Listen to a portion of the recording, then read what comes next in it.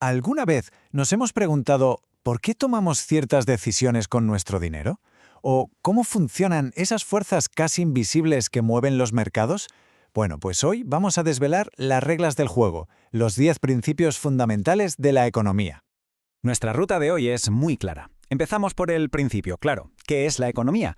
Luego bajaremos al nivel de las decisiones individuales, veremos cómo esas decisiones chocan y se combinan entre sí, y finalmente subiremos para tener una vista panorámica de cómo funciona todo el sistema. Venga, pues vamos al lío. Para empezar, tenemos que entender cuál es el problema central, la pregunta del millón que la economía intenta responder. Y es que todo, absolutamente todo, arranca con un hecho muy simple pero universal: la escasez. Dicho de otro modo, los recursos son limitados, pero nuestros deseos, esos son infinitos. No hay para todos todo lo que querríamos.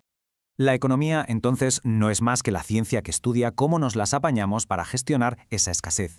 Es el estudio de cómo la sociedad, o sea, todos nosotros, administramos esos recursos que no son infinitos. Así que para entender la economía, lo primero es entender a las personas.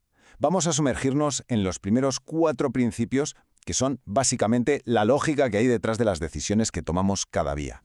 En esta primera parte veremos que cada elección implica una renuncia. Descubriremos cuál es el verdadero coste de las cosas. Aprenderemos a pensar en pequeños ajustes en vez de en todo o nada. Y entenderemos qué es lo que nos mueve a actuar. El primer principio es una verdad como un templo. Para conseguir algo que queremos, casi siempre tenemos que renunciar a otra cosa que también nos gusta. Ya lo dice el refrán, nadie da duros a pesetas. Toda elección es una disyuntiva. Y si llevamos esto a nivel de toda la sociedad, nos encontramos con la gran disyuntiva. Eficiencia frente a equidad. ¿Qué es más importante? ¿Hacer la tarta económica lo más grande posible o preocuparnos sobre todo por repartirla en porciones iguales? Claro, como toda decisión implica renunciar a algo, llegamos de cabeza al segundo principio, el coste de oportunidad, que ojo, no es el precio que pagamos en euros, sino el valor de todo aquello a lo que hemos renunciado por tomar esa decisión.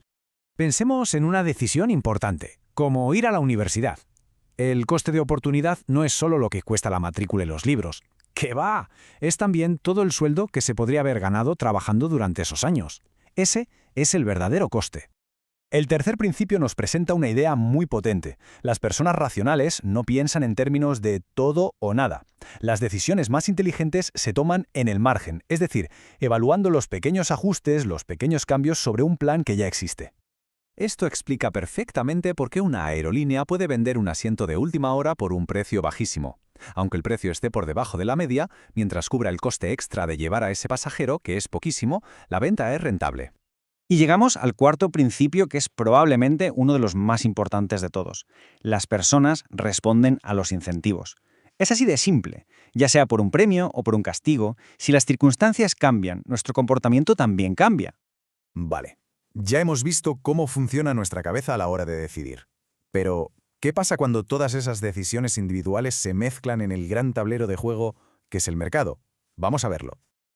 Ahora vamos a explorar por qué comerciar nos viene bien a todos, cómo los mercados consiguen organizarlo todo casi por arte de magia y en qué momentos es útil que el Estado intervenga. El quinto principio rompe un mito muy extendido. El comercio no es una competición en la que uno gana y otro pierde. Todo lo contrario. Permite que cada uno se especialice en lo que se le da mejor y al final todos salimos ganando con acceso a más productos y a un precio más bajo. Y esto nos lleva directos al sexto principio y a una de las frases más célebres de toda la historia de la economía, pronunciada por el gran Adam Smith. Él describió cómo en los mercados una especie de mano invisible guía a millones de personas y empresas.